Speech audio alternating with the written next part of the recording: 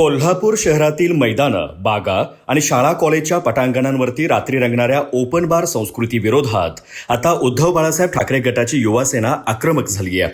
पेटाळा ground, Gandhi मैदान, new college परिसर, दुधाळी मैदान, शिवाजी स्टेडियम आणि क्रीडा संकुल परिसरात रात्री उशिरापर्यंत तरुणांच्या पार्ट्या सुरू असल्याचा आरोप युवा सेनेकडून करण्यात आलाय.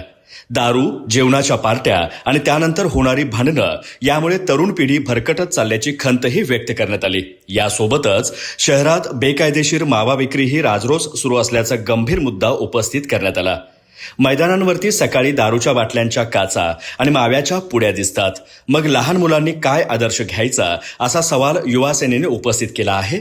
या सर्व प्रकारांवरती तात्काळ कारवाई करावी, रात्रीची पोलीस गस्त वाढवावी आणि विशेष टास्क फोर्स नेमावी अशी मागणी करत युवा सेनेच्या शिष्टमंडळाने जुना राजवाडा पोलीस ठाण्यात निवेदन दिलं.